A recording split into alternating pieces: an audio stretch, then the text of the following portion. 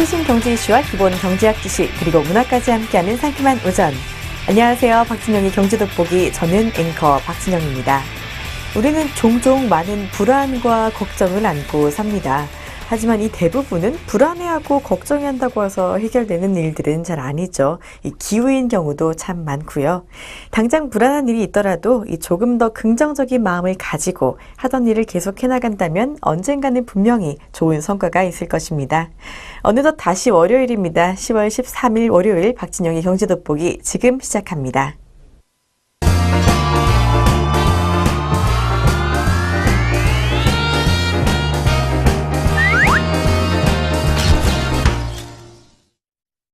최신 경제 이슈를 빠르고 깊게 들여다보는 시간 동양돋보기입니다. 오늘은 슈퍼달러 시대를 맞은 각국의 환율 전쟁에 대해 알아보겠습니다. 이 미국 달러화가 주요국 통화에 비해 마주 강해지는 슈퍼달러 시대가요, 이 환율 전쟁의 구도를 바꿔놓고 있습니다.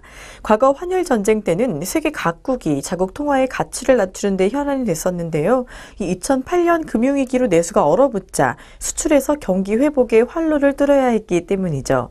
이 미국이 달러를 마구 찍어서 결과적으로는 미국 수출 기업의 가격 경쟁력을 높이기 때문이죠.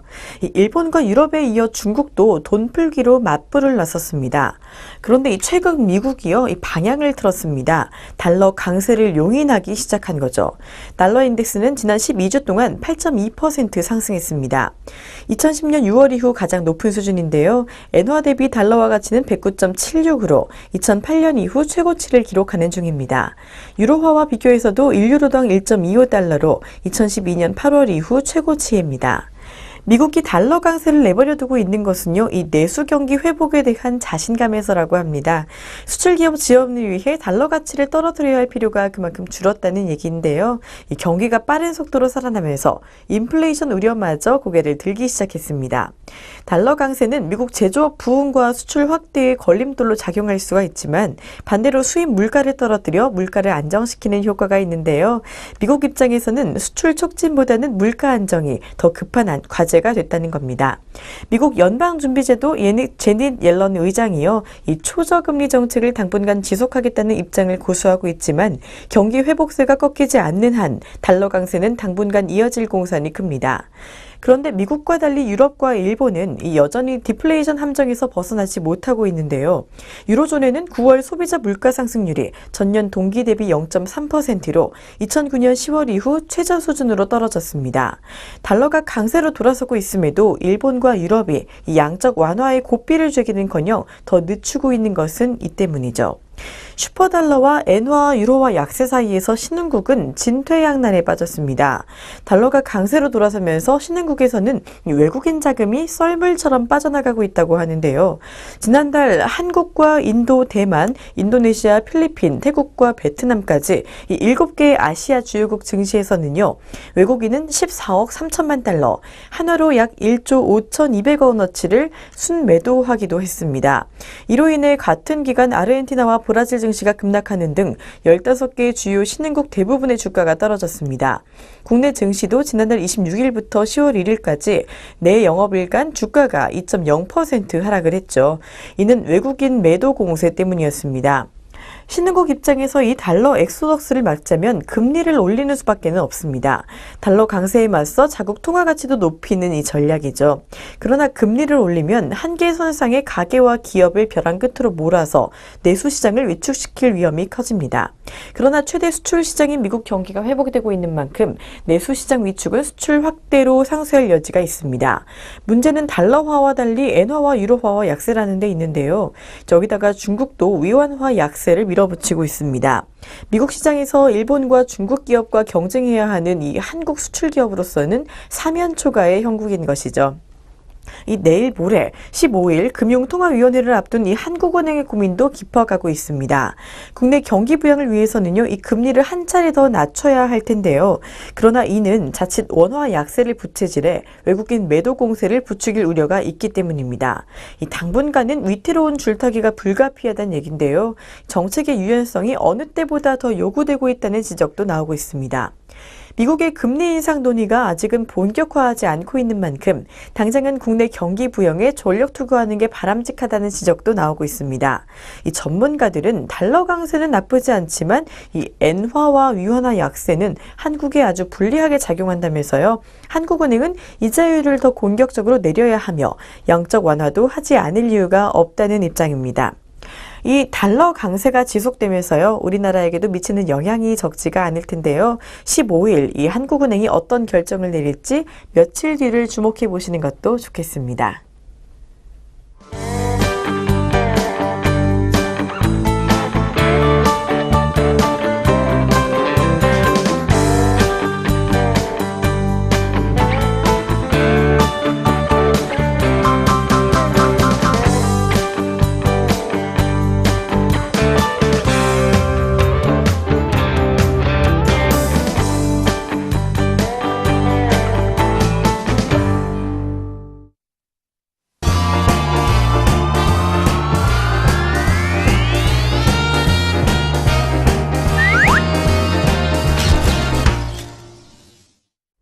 아리송한 단어 확실하게 잡아가는 시간 용어 돋보기입니다. 10월 13일 오늘은 배드뱅크에 대해 알아봤습니다. 은행은 고객에게 필요한 자금을 빌려주고 돈을 법니다. 그것이 바로 이자 수익이죠. 물론 보험이나 펀드 판매, 귀중품 예치 등 다른 서비스도 많겠지만 이 은행의 핵심 역할은 필요한 사람에게 돈을 공급하는 자금의 중개입니다. 그런데 고객 가운데는 이런저런 사정으로 돈을 갚지 못하는 이들도 있는데요. 은행 입장에서는 이런 경우가 많이 생기면 돈을 회수하지 못하는 부실 채권이 늘어나는 셈입니다. 평상시라면 은행은 이 부실 채권을 일정 비율로 유지를 하고 일부는 손실 처리해서 문제가 없는데요. 그런데 경제 상황이 좋지 않아져 갑작스럽게 부실 채권이 늘어난다면 은행의 손실은 당연히 늘고요. 정상적으로 맡겨둔 고객의 돈도 제때 되돌려줄 수 없을 만큼 상황이 좋지 않아질 수가 있습니다. 이 같은 은행의 위기는 곧바로 해당 국가 전체 경제 위기로 파급되기도 하죠. 부실 자산을 흡수할 수 있는 은행의 자정 기능이 한계에 다다를 때 이를 받아두는 정화조, 이 금융 시스템 전체 위기를 막는 소방수, 이것이 바로 배드뱅크입니다. 배드뱅크는 금융기관의 부실 자산이나 채권만을 사들여서 처리하는 기관입니다. 배드뱅크는 은행이 단독으로 만들거나 정부기관이 시스템 안정성을 위해서 만듭니다. 은행이 단독으로 만드는 배드뱅크는요, 이 자체 보유한 부실 자산을 매년 일정 부분 자회사인 배드뱅크로 털어내 건전성을 유지할 수 있는데요. 정부기관이 만드는 배드뱅크는 평상시보다는요, 이 금융위기 상황에서 급증하는 이 금융사 부실 자산을 적극적으로 사들여서 일시적인 위기에 빠진 금융사들을 지원하는 역할을 합니다. 어떤 형태든 부실 채권이나 부실 자산만을 별도로 매수해서 다시 시장에 유통시킨다는 점에서 일종의 구조조정 전문 회사라고 할 수 있는 것이죠. 배드뱅크를 이해하는 데 필요한 이 핵심은 부실 채권이 어떻게 일반은행에서 배드뱅크로 다시 또 배드뱅크에서 시장으로 유통되는지 하는 부분입니다. 예를 들어보자면요. 부동산과 기계설비를 담보로 A라는 사업자에게 1,000만 원의 대출을 해줬다가 A가 부도를 내자 곤란해진 B은행이 있다고 할게요. 이때 배드뱅크인 C은행은 B은행에게서 A에게 받을 1,000만 원의 채권을 넘겨받습니다. 담보자산이었던 부동산과 기계설비 역시 B은행에서 C은행으로 넘어가죠. 배드뱅크인 C은행은 이 담보자산으로 자산담보보증권을 발행하거나 직접 담보물들을 팔아 인수한 부실 채권을 회수합니다. 그렇다면 이 결과는 어떨까요? 부실 채권은 B은행에서 C은행으로 넘어가 해소됐습니다. 이 담보로 잡힌 물건은 이 과정에서 C은행이 자금을 회수하는 수단이 되었죠. 배드뱅크가 부실 채권을 모두 넘겨받으면 B은행은 결국 우량자산만 운용하는 굿뱅크가 됩니다. B은행은 이렇게 해서 신인도가 개선되어 외화를 끌어들이거나 예금주를 상대로 대출해주는 등 정상적인 영업활동을 더욱 원활하게 할 수가 있습니다. 외국 사례를 볼 때 배드뱅크는요, 이 부실 자산을 모두 정리할 때까지만 한시적으로 운영하는 경우가 많습니다. 부실 채권이라도 자체적으로 최대한 회수해서 손실을 줄이는 게 은행의 속성이기 때문에요. 자신이 가진 채권을 배드뱅크에 헐값에 넘기는 거부감이 큰 까닭입니다. 통상 배드뱅크는 원본의 50~60%만 가격을 인정해서 사들입니다. 100만 원짜리 대출이라면 50만 원 안팎의 가격만 지불을 하는 셈이죠. 우리나라에서는 정부 출자기관인 한국자산관리공사, 캠코가 배드뱅크 역할을 하고 있습니다. 캠코는 배드뱅크 역할을 강화하기 위해 2009년 20조 원 규모의 구조조정기금을 조성해서요, 이 부실 채권을 사들이는데 이를 일부 사용하기도 했습니다. 1962년 설립된 캠코는 현재 금융기관 부실채권 인수, 정리 및 기업 구조조정 업무, 금융 소외자의 신용회복 지원 업무, 국유 재산관리 및 체납 조세정리 업무 등을 수행하고 있습니다. 크게 보면 이 중에 금융기관 부실채권 인수와 금융 소외자 지원이 배드뱅크 업무에 해당하는 것으로요, 은행과 개인의 배드뱅크 역할을 동시에 하고 있는 셈인 거죠. 이 캠코는 1997년 외환위기가 터지고 경제위기 극복 방안을 찾던 이 정부가 실물 경제를 지원하는 금융회사의 건전성 확보를 위해 확대 개편해서 현재에 이르고 있습니다. 당시 정부가 모델로 삼았던 기관은요, 미국 정리신탁공사였는데요. 외환위기를 거치면서 캠코는 부실채권 정리기금을 운영하면서 111조 원에 이르는 거대한 규모의 부실채권을 인수했었습니다. 글로벌 위기 이후인 2009년 10월에는 은행권에서 공통으로 새로운 형태의 배드뱅크를 설립해서 관심을 집중시키기도 했죠. 2008년 글로벌 금융위기 이후 이 해외에서도 시스템적인 위기를 해소하는 데 필요한 배드뱅크의 도입에 대한 논의가 활발해지고 있습니다. 앞에서 캠코의 설립 시 벤치마킹 사례로 등장했던 이 미국의 정리신탁공사는요, 1980년 저축은행들의 부실 부동산 대출 상황을 타개하기 위해 도입됐던 모델이죠. 최악의 금융위기는 많은 은행들과 정부, 금융당국들의 이 은행들의 재무제표를 청소해야 할 숙제를 남겼습니다. 그러나 미국 정부는 한편으로는 부실채권을 지나치게 낮은 가격에 인수한다는 은행들의 반발, 다른 한편으로는 정부가 부실자산 값을 높게 쳐줄 경우에 납세자 부담이 늘어날 수 있다는 비판을 고려해서요, 최종 단계에서 배드뱅크 설립은 포기했습니다. 이를 두고 금융권에서는 이 미국 정부가 월스트리트 금융자본을 개혁하는 데 실패한 것이 아니냐라는 평가도 나오는데요. 부실자산을 시장 가격 수준으로 낮게 인수하는 것이 이 방만 경영으로 손실을 가져온 금융자본에게도 공정한 평가라는 시각에 따른 것입니다. 한편 2009년 가을 영국의 은행 바클레이즈는요, 120억 달러 규모의 고위험 구조화 자산을 떼어내서요, 프로튠 파이낸스라는 기업을 설립했습니다. 그동안 영국과 아이슬란드의 배드뱅크나 미국의 부실자산 구제 계획 등 부실자산 분리를 위한 작업이 정부 주도로 활발히 진행되고 있고요. 그리고 대형 은행들은 실적을 회복했지만 상업용 부동산과 관련한 부실자산에 대한 전망은 여전히 암울한 것으로 나타나고 있습니다.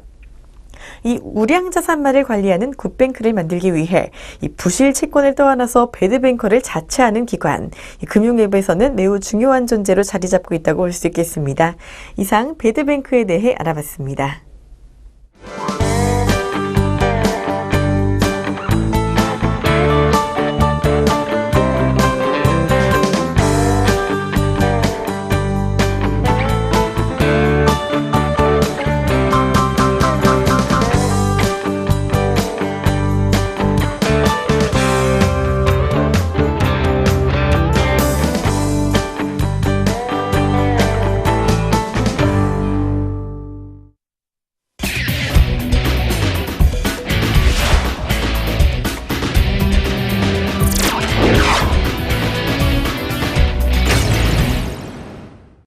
경제의 문화적 재미를 더하다 컬처 앤 이코노미입니다. 오늘은 한류 붐을 타고 있는 PPL 광고 마케팅에 대해 소개해드리겠습니다. 이 PPL이란 극중의 상표를 노출하는 간접 광고를 뜻합니다. 드라마가 끝난 뒤에 제작 지원, 제작 협찬 등으로 소개되는 것들을 모두 포괄해서 PPL이라고 부르는데요. 이전에는 이 음성적이던 협찬이 2010년 공식화되면서 날로 증가 추세에 있습니다. 2010년 지상파 3사를 합쳐서 44억 원이던 간접 광고 매출은요, 2013년 상반기에만 270억 원으로 껑충 뛰었는데요. 특히 본방사수 대신 VOD 시청이 늘면서 프로그램 앞뒤에 붙는 광고보다 프로그램 안으로 들어오는 이 PPL이 더 주목받고 있는 겁니다. 또한 요즘은 중국 한류의 영향으로 중국 업체들이 우리 드라마에 PPL을 하는 경우도 늘고 있다고 하네요. 최근 드라마의 PPL 사례를 살펴보면요, 이 얼마 전에 종영한 SBS 드라마 괜찮아 사랑이야에서는 배우 성동일 씨가 탄산수가 소화가 잘 된다며 정수기에서 탄산수를 받아 마시는 모습을 보여줍니다. 이 탄산수 정수기는 위닉스 제품의 PPL이었죠.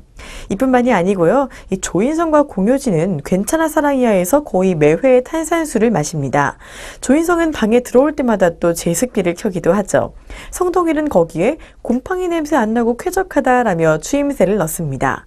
공효진은 자신이 광고 모델인 음료를 계속 마시고요. 모두 이게 전부 다 PPL이 만든 장면이라 할 수 있습니다.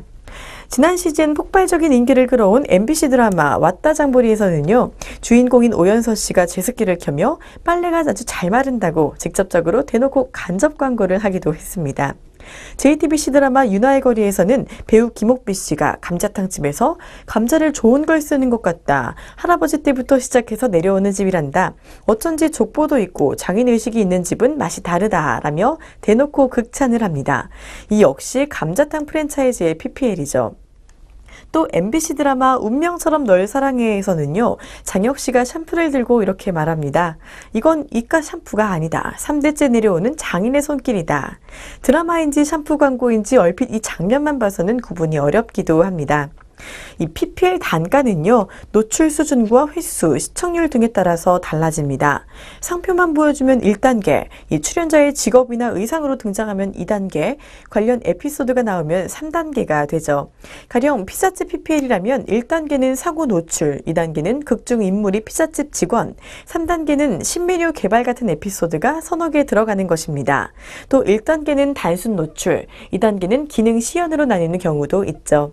그냥 휴대전화를 쓰면 1단계로 회당에 1,000만 원에서 1,500만 원이 들고요.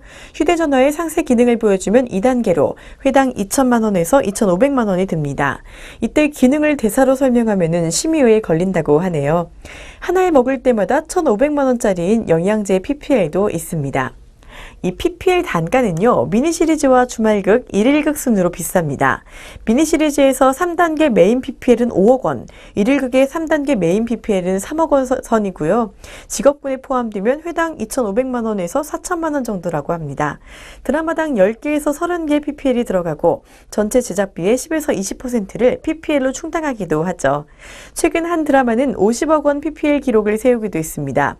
제작사가 진행하는 공식 PPL 외에 배우 개인에게 들어오는 비공식 PPL까지 치면 규모는 더 크다고 합니다. 별에서 온 그대에서 전지현의 협찬 의상은 한 번 입을 때 5천만 원에서 6천만 원을 호가했다고 하네요. 자사 광고 모델이 출연한 드라마에 PPL을 몰아주는 경향도 두드러집니다. 광고 효과를 극대화하기 위해서인데요. 이 괜찮아 사랑이야의 PPL을 한 위니아와 파크랜드는 조인성이, 스무디킹은 공효진이 모델입니다. 드라마가 끝나자마자 해당 CF가 방송되는 건 물론이고요. 특히 이 스무디킹 광고는 극중 이미지를 그대로 차용해서 드라마에서처럼 의사 가운을 입은 공효진이 병원과 집을 배경으로 가끔은 그래도 괜찮다라고 말합니다. 이 드라마와 광고의 경계가 무너지는 셈이죠. 별그대 이후 중국 한류도요, 이 PPL 시장에 변화를 가져왔습니다. 중국 업체들이 이제 우리 드라마에 PPL을 시작한 건데요. 한국 드라마를 즐겨보는 중국의 젊은 소비자들을 노린 것입니다. 이 박하선이 중국 타오바오사의 스마트폰 앱을 이용해서 식당 예약을 하는 3데이즈, 중국 리오 칵테일이 소품으로 나온 닥터 이방인 등이 있습니다. 운명처럼 널 사랑해에서는 중국 전자상거래 업체 G메이사의 배송 상자를 보여주며 3분여간 업체를 호평하는 장면이 나오기도 했죠. 거꾸로 중국 진출을 노리는 국내 업체들의 PPL도 있습니다. 괜찮아 사랑이야에 나온 주요 배경으로 등장한 커피 전문점은 내년에 중국 진출을 계획하고 있다고 하네요. 국내 PPL 시장들의 큰손들은요, 이 휴대전화 등의 전자제품, 음료나 커피 등 프랜차이즈, 자동차, 아웃도어나 의류 등입니다. 평균 단가 1억 5천만 원 정도인 휴대전화 PPL은 이 PPL의 기본 아이템으로 등장을 합니다. CJ ENM은 기업 간의 친소 관계를 반영하듯 주로 삼성이 아닌 LG전자의 휴대전화를 쓰곤 하죠. 애플은 PPL을 안 하기 때문에 극중 아이폰이 나오는 경우는 거의 없습니다. 극중에서 휴대전화는 떨어뜨려도 되지만 고장난 장면이 나가는 건 절대 금물이라고 합니다. 어느덧 드라마의 필수 제작 요소로 자리 잡았지만요. 이 과도한 PPL은 시청 흐름을 깬다는 지적이 많습니다. PPL이라고 인지하는 순간 드라마의 몰입이 확 깨지기 때문이죠. 그래서 가급적이면 자연스럽게 그게 녹아드는 기술이 필요합니다. 때로는 작가와 광고주 간의 PPL 수위를 놓고 갈등이 빚어지기도 한다면서요. 이 타협점을 못 찾을 때는 현장에서 작가 몰래 대본을 고치는 일도 있다고 합니다. 이렇듯 우리가 늘 보는 작품에 어느새 깊이 자리 잡은 이 PPL. 뭐든지 과하면 좋지 않겠지만요. 극 중에 무슨 제품이 쓰여보는지 찾아보는 재미도 적지 않을 것 같습니다.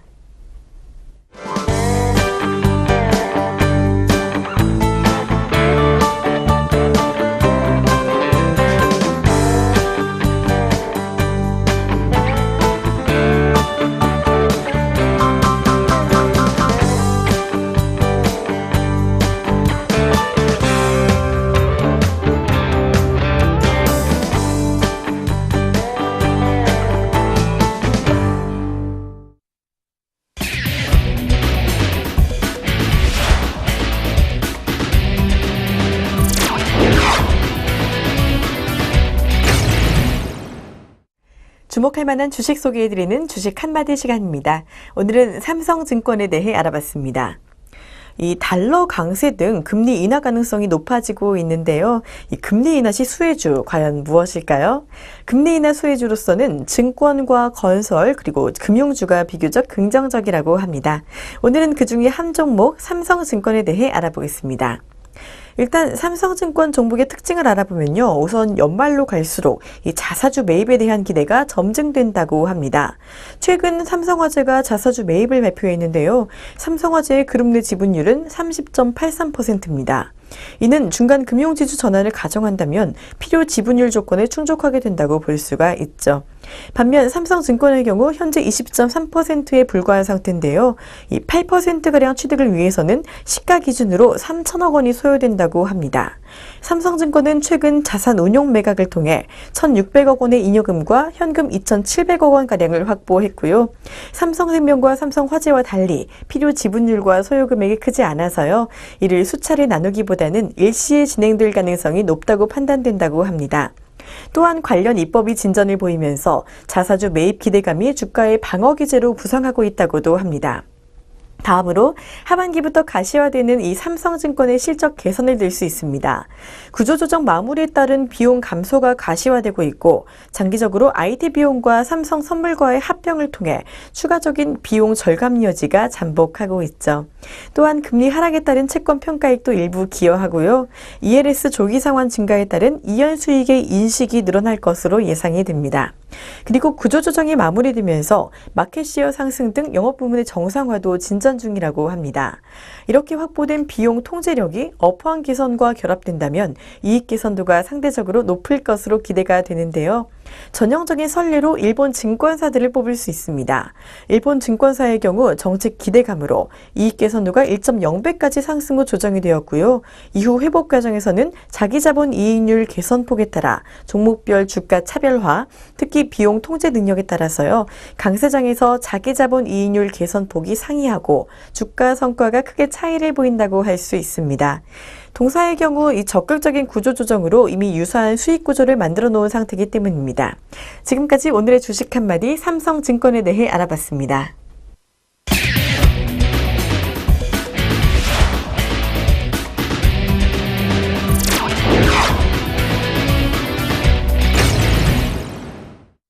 경제적으로 사느라 지친 삶 가운데 쉼표가 되는 시간 3분 문학충전입니다. 오늘도 위로가 되는 시 한 편을 제가 준비를 했습니다. 집 떠나면 고생이다 라는 말이 있습니다. 그러나 언젠가 우리 모두는 정든 집을 떠나서 새로운 곳으로 가야만 할 때가 있죠. 오늘 여러분께 들려줄 시는요. 이 집을 떠나는 나그네가 길 한복판에서 고민하는 시입니다. 바로 김소월의 길입니다. 먼저 시 전문을 낭독해 드리도록 하겠습니다.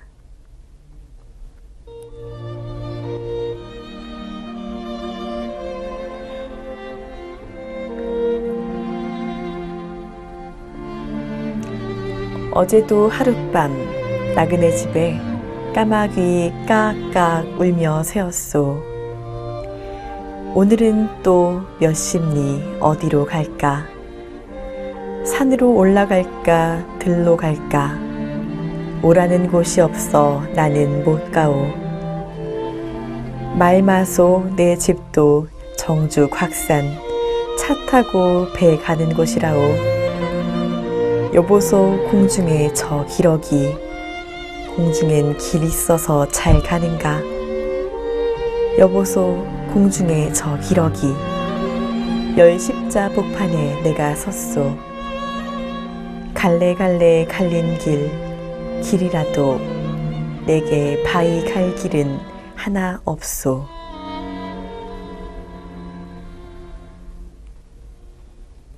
이 평론가 김병익은 김소월을 서구의 대카당적 시장과 이국적인 언어 형식만이 풍미했던 시대의 도련이 나와서 토속의 이미지와 전통적인 칠호조의 민요풍의 리듬 속에 동양의 심성을 최고의 격조로 수요한 시인이라고 칭했습니다. 그만큼 우리 정서에 맞는 시를 썼다는 말일 텐데요. 맹목적으로 서구의 것만 쫓아가는 우리에게 이 김소월의 시는 언제나 경종을 울려주는 것 같습니다. 혹시 여러분도 지금 열십자길의 복판에 서셨나요? 언제나 인생은 선택의 연속인 것 같습니다. 언제나 좋은 선택하시고 후회하지 않으시길 바랍니다.